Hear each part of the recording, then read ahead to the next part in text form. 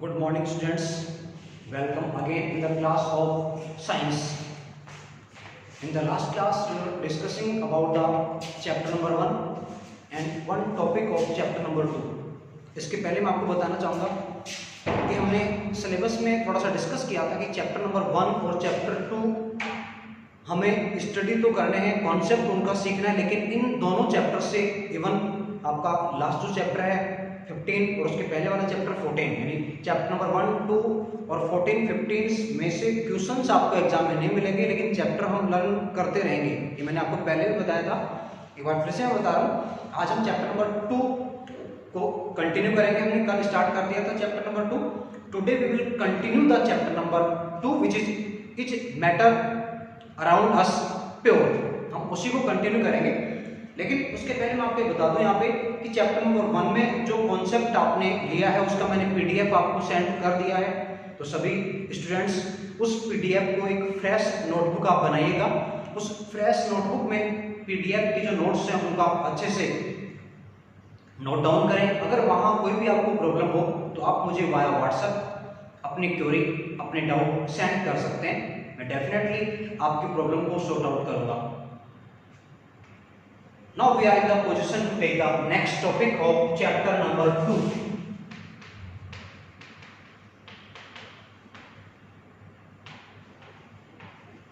Chapter number 2, which is matter around us pure. We were discussing about the elements in the last class. हमने elements के बारे में discuss किया था, हमने एटम को भी वहां डिफाइन किया था और साथ ही साथ हमने कंपाउंड्स को भी ब्रीफ में एक्सप्लेन किया था। आज हम डिटेल में डिस्कस करेंगे इन सभी के बारे में। First of all we are taking the topic first elements. As you know, elements are those structures which are composed of same types of atoms. We can say elements are composed of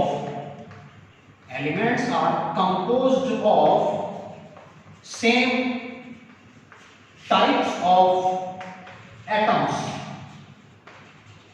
same types of atoms. कोई भी आपका element है, उस एक element में आपको केवल उस एक ही तरह के एटम नजर आएंगे। एक सिंपल एग्जांपल अगर अपन ले यहाँ पे, you know Ca। What is Ca? Ca is the symbol of calcium. Ca is the symbol of calcium. अब क्या कैल्शियम Ca जो सिंबल है उसमें आपको K दिखाई दे रहा है क्या? यहाँ पोटेशियम है क्या? पोटेशियम नहीं है। यहाँ पे Na है क्या? नहीं है। यहाँ पे Ag है क्या? सिल्वर अर्जेंटम है क्या? नहीं है।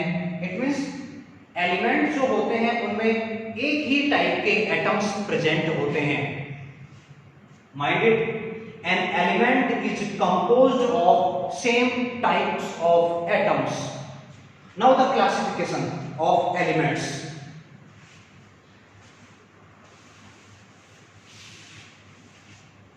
Next topic, classification of elements.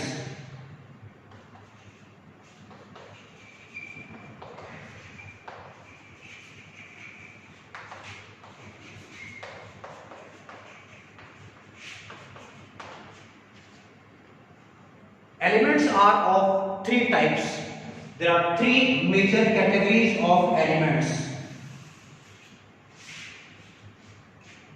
Elements are of three types, three major categories are there.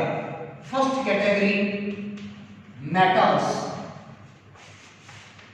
First category of elements is metals. Second category is known as non-metals.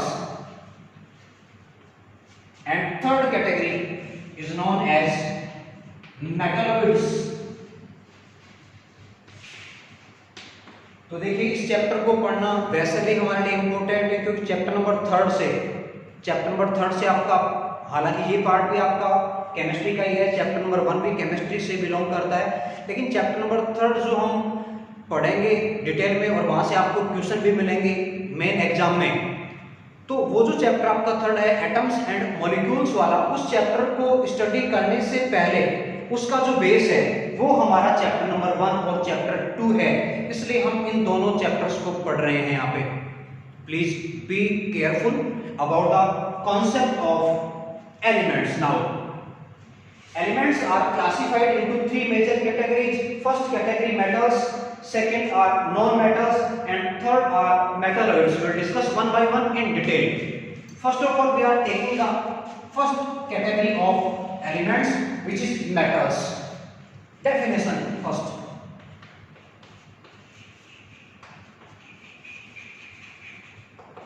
और डेफिनेशन में आगे जाने से पहले मैं आपको एक सिंपल एग्जांपल देना चाहूंगा कि किस तरह से हम मेटल को डिफाइन करेंगे। You know Na is the symbol of sodium and I think you know what is the atomic number of sodium. 11 is the atomic number of sodium. According to the electronic configuration we can write 11 in this pattern also, 2 then 8 then 1। अब शायद कुछ students यहाँ problem feel कर रहे होंगे कि 2 8 1 कैसे आया, 11 हमने कैसे लिखा। तो मैं आपको यहाँ पे इन दोनों के कॉन्सेप्ट के बारे में बताना चाहूंगा। देखिएगा, atomic number 11 is atomic number of sodium. Actually, atomic number is the number of protons. Atomic number is number of protons. Number of protons. यानी जिस एटम में जितने प्रोटॉन्स होंगे वो उसका पीरियोडिक टेबल में, पीरियोडिक टेबल वो टेबल है जहां एलिमेंट्स को उनके कैरेक्टर्स के अकॉर्डिंग अरेंज किया गया है। पीरियोडिक टेबल में जो एलिमेंट्स हैं उनको उनके कैरेक्टर्स जो अपने स्टडी कर रहे हैं कि कुछ मेटल्स हैं, कुछ नॉन मेटल्स हैं और कुछ मेटलॉइड्स हैं, इसी के अकॉर्डिंग एलिमेंट्स को पीरियोडिक टेबल में अरेंज किया गया है। तो हम यहाँ पे बात कर रहे हैं कि 11 कैसे हमने लिखा है। तो 11 को हमने कहा एटॉमिक नंबर, और actually atomic number means the number of protons. किसी एटम में जितने प्रोटॉन होंगे वो उसके एटॉमिक नंबर को डिसाइड करेगा, यानी कि पीरियोडिक टेबल में वो उसकी पोजीशन होगी। जिस तरह से आप लोग देखते हैं, हम स्कूल में जो क्लास वाइज रजिस्टर जो बनाते हैं, उस रजिस्टर में अल्फाबेटिकल ऑर्डर में आपके नेम अरेंज किए जाते हैं। पहले ए पे आते हैं नाम, फिर बी पे, फिर सी पे, फिर डी पे and so on. Alphabetical order follow किया जाता है, जो रजिस्टर मेंटेन किया जाता है। उसी तरह से जो एग्जाम होती है वहां पर भी आपको जो रोल नंबर अलॉट किए जाते हैं, वो रोल नंबर्स भी आपके अल्फाबेटिकल ऑर्डर को फॉलो करते हुए बनाए जाते हैं, प्रिपेयर किए जाते हैं। तो ऐसा ही कुछ हमारी पीरियोडिक टेबल के साथ भी है। पीरियोडिक टेबल में जो एलिमेंट्स अरेंज किए जा रहे हैं, उन एलिमेंट्स के अरेंजमेंट में number of protons important role play करते हैं। जैसे कि हम बात करें कि नंबर 1 पे कौन आ रहा है, तो मोस्टली स्टूडेंट जानते भी होंगे नंबर 1 यानी कि एक प्रोटॉन कौन से वाले एलिमेंट में है। और आपको पता है, सभी स्टूडेंट जानते भी होंगे, सिंगल जो प्रोटॉन है वो हाइड्रोजन के पास है। इसका मतलब फर्स्ट पोजीशन जो है वो हाइड्रोजन एटम की है। इसी तरह से सोडियम में नंबर ऑफ प्रोटॉन्स 11 है, इसलिए इसका एटॉमिक नंबर 11 होगा। It means the position of sodium in the periodic table is at number 11। अब बात करते हैं 281 हमने कैसे लिखा। अब इसके साथ एक और कॉन्सेप्ट आता है, या बार बार नए नए कॉन्सेप्ट आ रहे हैं, तो आप कोशिश कीजिएगा इन कॉन्सेप्ट्स को समझने की। कहीं भी आपको फील हो कि सर ये थोड़ा सा टिपिकल हो रहा है, तो आप मुझे मैसेज कर सकते हैं, मैं आपको दोबारा भी एक्सप्लेन कर दूंगा। Don't worry about it. KLM, actually KLM are the shells. हालांकि डिटेल में डिस्कस लेसन नंबर 3 में करेंगे, लेकिन मैं बार बार कह रहा हूं कि चैप्टर नंबर 1 2 हमारे बेस हैं 3rd और 4th चैप्टर के लिए। This is the structure of an atom, अभी कंप्लीट नहीं हुआ है। Structure of an atom, central part. जिस तरह हम बायोलॉजी में एक सेल को लेते हैं, सेल का जो सेंट्रल पार्ट है, the central part of center is known as the nucleus. हालांकि एक एनिमल सेल है, क्योंकि एनिमल सेल में जो न्यूक्लियस होता है वो सेंट्रल पार्ट में प्रेजेंट प्रेजेंट होता है, जबकि जो प्लांट सेल है वहां जो न्यूक्लियस होता है वो सेंटर से थोड़ा सा शिफ्ट हो जाता है पेरिफेरी की तरफ due to the presence of vacuoles. यहाँ वैक्यूल्स का साइज प्रेजेंट तो है लेकिन वैक्यूल्स का साइज स्मॉल होता है, जिसकी वजह से न्यूक्लियस सेंटर में है। तो जिस तरह से सेल में होता है न्यूक्लियस, जिस तरह सेल में न्यूक्लियस होता है उसी तरह से एटम में भी न्यूक्लियस होता है। तो दिस इज न्यूक्लियस, ये भी न्यूक्लियस है लेकिन ये न्यूक्लियस एटम का है। This is an structure of an atom. Okay, nucleus में प्रेजेंट है प्रोटॉन और न्यूट्रॉन्स। आपको यहाँ पॉजिटिव साइन दिख रहा होगा कि हमने पॉजिटिव साइन कैसे यहाँ पे ड्रॉ किया है। तो देखिएगा, protons are positively charged fundamental particles. जो प्रोटॉन्स होते हैं उन पे पॉजिटिव चार्ज होता है, while neutrons have no charge. Neutrons पे कोई चार्ज नहीं होता है। तो प्रोटॉन के पॉजिटिवली चार्ज होने की वजह से न्यूक्लियस पर भी पॉजिटिव चार्ज यहाँ पे आएगा। ओके, इसके बाद न्यूक्लियस के बाद में यहाँ पे ये जो आप देख पा रहे हैं, this one and this one, this two are known as shells और एनर्जी लेवल्स। सेल्स शायद आपको नहीं दिख रहा होगा, आगे आप यहाँ बताना चाहूंगा। यहाँ ये जो दो सर्कल जो हमने बनाए हैं, इन दोनों सर्कल्स को हम कहते हैं सेल। ये सेल बायोलॉजी वाली सेल नहीं है, या आपका केमिस्ट्री वाला सेल है, SHCl है, दोनों सेल है। अब सेल्स को इंडिकेट किया जाता है और सेल्स को इंडिकेट करने के लिए भी हम कुछ अल्फाबेट्स काम में लेते हैं। और यहाँ अल्फाबेट स्टार्ट होता है K से, K then L then N till Z। यानी जो सेल्स हैं वो सेल्स K to Z चलते हैं, सेल्स K to Z चलेंगे। हम यहाँ मेटल का डिस्कशन कर रहे हैं कि मेटल को आप किस तरह से डिफाइन करेंगे, उस कॉन्सेप्ट आपको बताना चाह रहा हूँ, यहाँ पे कोशिश कर रहा हूँ, आप भी कोशिश करें समझने की। हालांकि मैं समझ सकता हूँ कि 8th क्लास तक आपने जो स्टडी किया है, वो जो स्टडी है उसमें शायद आपने ये इतना डिटेल में नहीं पढ़ा होगा, फिर भी आप कोशिश करिएगा। प्रॉब्लम होगी आप मुझे बताना, मैं आपको फिर से इसको एक्सप्लेन कर दूंगा। हो सकता है थोड़ा सा आपको एक कॉम्प्लिकेटेड लग रहा होगा, लेकिन अगर एक बार आपने इस कॉन्सेप्ट को समझ लिया तो आप ये मान के चलें, आगे जो केमिस्ट्री वाला पार्ट है वो केमिस्ट्री वाला पार्ट आपको बिल्कुल भी प्रॉब्लम नहीं देगा। के से स्टार्ट हो रहे हैं सेल और के से लेके जेड तक जा रहे हैं। अब यहाँ पे एक डाउट आपके माइंड में आ रही होगी कि सर आपने के से तो स्टार्ट कर दिया और के से continuously L M N O P Q R S T U V W X Y Z तक हम जा रहे हैं, लेकिन ए से जे किधर है? ए से जे किधर है? This is a question to ask. एक क्वेश्चन है जो कि पूछा जाना चाहिए और आपके माइंड में आ भी रहा होगा, इतना मैं समझ सकता हूं। तो सुनेगा ध्यान से, मैं बताना चाहूंगा आपको कि ए से जे सेल कहां चले गए हैं, क्यों हमने यहां काउंट नहीं किया है काउंटिंग में। Now listen to me, the shells from A to J have so less energy that they can not bear a single electron.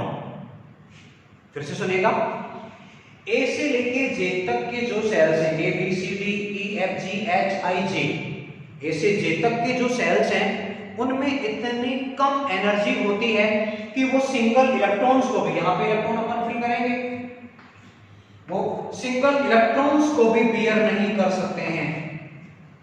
एक बार फिर से सुने, ए से लेके जे तक के जो सेल्स हैं, सेल तो हैं, हम काम में नहीं लेते हैं। काम में क्यों नहीं लेते हैं? कि जो हमारी रिक्वायरमेंट है वो उस रिक्वायरमेंट को फुलफिल नहीं करते हैं, इसलिए हम काम में नहीं लेते हैं। के से स्टार्ट क्यों कर रहे हैं? क्योंकि के की कैपेसिटी है, उसके बाद वाले सभी सेल्स की कैपेसिटी है कि वो इलेक्ट्रॉन्स को बियर कर सकते हैं। लेकिन यहाँ ये जो सेल्स हैं ये सिंगल यानी एक इलेक्ट्रॉन को भी बियर नहीं कर सकते हैं, अपने पास नहीं रख सकते हैं, क्योंकि इनकी एनर्जी काफी कम होती है। इस वजह से इन सेल्स को काउंट नहीं किया जाता है। या हम यूं कहें कि हम जब एटम की स्ट्रक्चर ड्रॉ करते हैं तो वहां ए टू जे सेल्स को काम में नहीं लिया जाता है, क्योंकि एनर्जी कम होती है। अब आप यहाँ पे आ जाइए कि एलएम, अब इन सेल्स में हमने फिल किए इलेक्ट्रॉन्स, तो इलेक्ट्रॉन्स फिल करने के लिए भी हम एक फॉर्मूला काम में लेते हैं और उस फॉर्मूले को अपन कहते हैं 2n square. 2n square what is n? According to mathematics n is known as natural number, और यहाँ पे n की वैल्यू चलेगी 1 टू इनफाइनाइट। n की वैल्यू चलेगी 1 टू इनफाइनाइट। जैसे कि अपन ने पहले बात करी हमने के सेल की, k सेल के लिए n की वैल्यू होगी 1, 2m square for k cell, 2n की वैल्यू k के लिए 1, देन 2 into 1 into 1 कितना आएगा आपका 2 आएगा, इसलिए k सेल पे आ गई 2। फिर हम बात करें, ये तो आपके k की बात होगी। फिर हम बात करें l सेल की, 2 तो ऐसे कैसे रहेगा, l सेल के लिए n की वैल्यू होगी 2, तो आप n का स्क्वायर करेंगे तो ये आपकी वैल्यू यहाँ पे आ जाएगी 8, यानी कि l सेल में 8 इलेक्ट्रॉन्स फिल कर सकते हैं। इस तरह से हम आगे बढ़ते रहेंगे। कोशिश करें आप समझने की, फिर से आपको एक बार बताऊंगा और। तो देखिए 281 कैसे, इनका जो टोटल है वो आपके एटॉमिक नंबर के इक्वल आना चाहिए, 2 8 10 1 11 हो गया। अब देखिए हम वापस आते हैं डेफिनेशन की बात जो कर रहे थे। ये सारा मैंने जो आपको कॉन्सेप्ट बताया है वो डेफिनेशन को समझने के लिए है।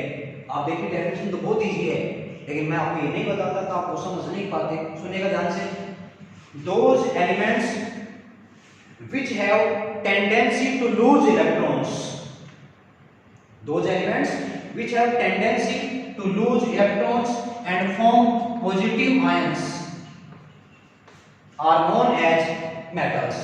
एक बार फिर से सुनिए आप, ऐसे एलिमेंट्स जिनमें इलेक्ट्रॉन्स को लूज करने की, इलेक्ट्रॉन्स को बाहर निकालने की टेंडेंसी होती है, उनको हम कहते हैं metals. Metals are those elements which have tendency to lose electrons, ये इलेक्ट्रॉन्स को लूज करेंगे और जितने इलेक्ट्रॉन लूज होंगे उस पे उतना ही पॉजिटिव चार्ज आएगा। जैसे कि हम बात करें सोडियम की, सोडियम कैसे इलेक्ट्रॉन लूज करेगा, तो देखिए Na अपना एक इलेक्ट्रॉन लूज करेगा तो Na से बनेगा Na+, और 1 इलेक्ट्रॉन लूज क्यों करेगा, क्योंकि आप देख रहे हैं आउटर मोस्ट में सिंगल इलेक्ट्रॉन है। अगर किसी एलिमेंट के आउटर मोस्ट में, इसकी भी एक ट्रिक है, मैं बताऊंगा बिल्कुल आपको ट्रिक है, अभी आप सुन लीजिएगा। अगर किसी एलिमेंट के आउटर मोस्ट सेल में 4 से कम इलेक्ट्रॉन है, ये तो सोडियम की बात होगी। हम बात करें अगर मैग्नीशियम की, 12 नंबर पे है 282, इसको अपन लिखेंगे। सोडियम 281 है, मैग्नीशियम 282 है, यहां पर भी आप देखें 4 से कम हो रहा है। तो जिन एलिमेंट्स के आउटर मोस्ट, सबसे बाहर वाला, इससे आउटर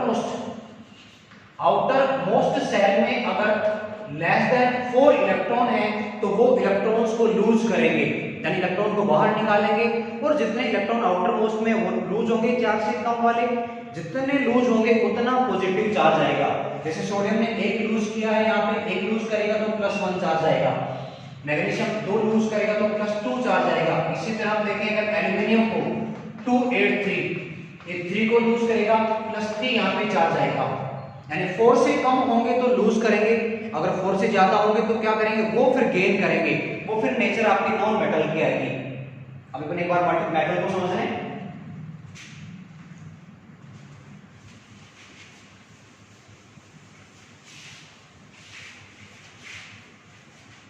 आपको सुनिएगा, those elements which have tendency to lose electrons are known as metals, यानी मेटल जो होते हैं इलेक्ट्रॉन लूज करेंगे और लूज करके पॉजिटिव चार्ज वो बनाएंगे, यानी पॉजिटिव आयन बनाएंगे।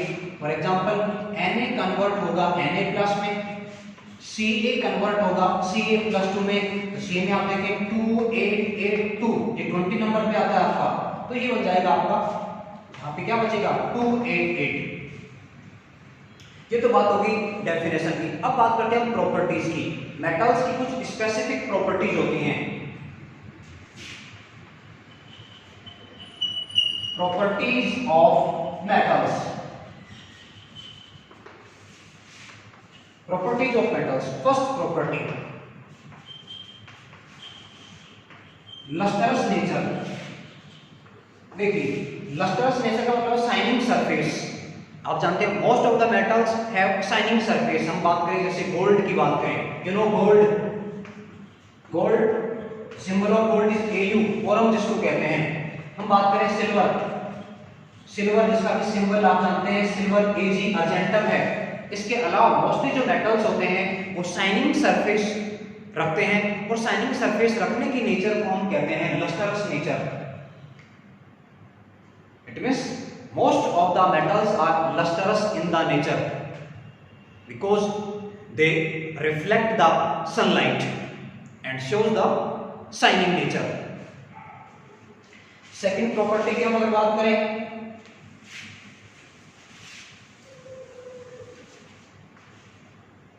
next property मैलिएबिलिटी,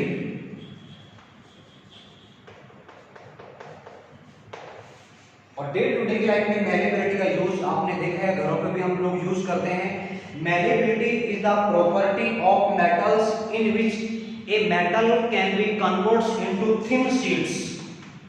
यानी यहाँ पे हम क्या कर सकते हैं, जो मेटल है उसका थिन शीट बना सकते हैं।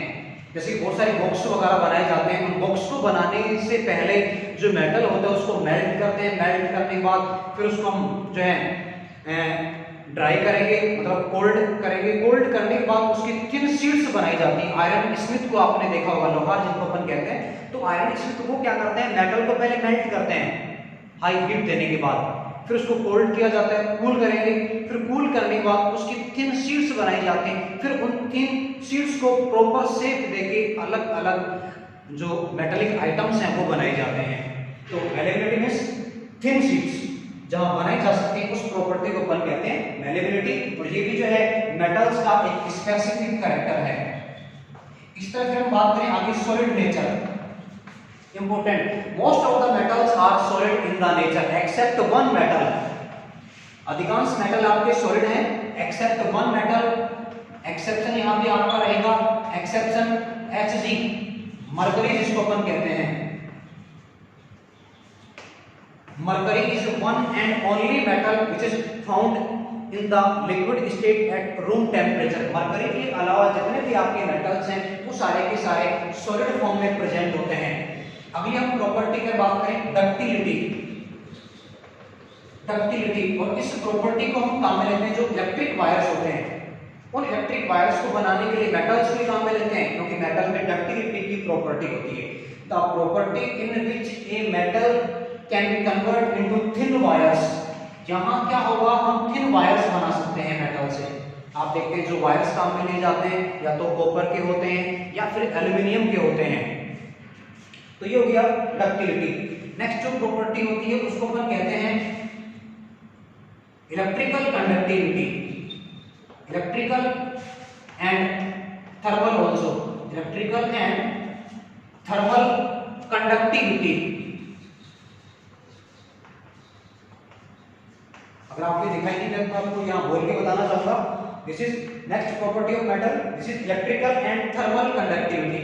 First of all I would like to tell you the meaning of electrical conductivity। देखिए इलेक्ट्रिकल कंडक्टिविटी का मतलब है कि जो मेटल्स होते हैं उन मेटल्स में करंट को कंडक्ट करने की कैपेसिटी होती है। इसलिए अपन देखते हैं कि जो मेटालिक वायर्स हैं वो इजीली करंट को कंडक्ट कर लेते हैं, जो कि डोमेस्टिक सर्किट में काम में ले जाते हैं, और जहाँ से हम पावर प्लांट से करंट की सप्लाई देते हैं पावर हाउस तक, वहाँ जो बॉडी लाइन होती है वहाँ पर भी हम मेटालिक वायर जो कि एल्यूमिनियम का बना होता है उसको काम में लिया जाता है।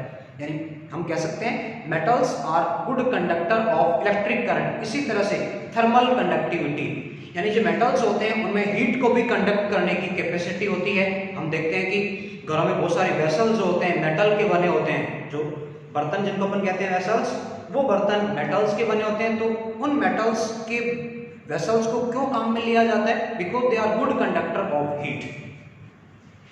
तो आप इस चैप्टर को, टॉपिक को रिवाइज कीजिएगा। अगर कहीं आपको कोई प्रॉब्लम फील हो तो आप बेझिझक अपने डाउट्स को मेरे साथ शेयर करें, मैं आपके डाउट्स को डेफिनेटली सॉर्ट आउट करूंगा। That's all for today. Later on we will discuss tomorrow. Thank you.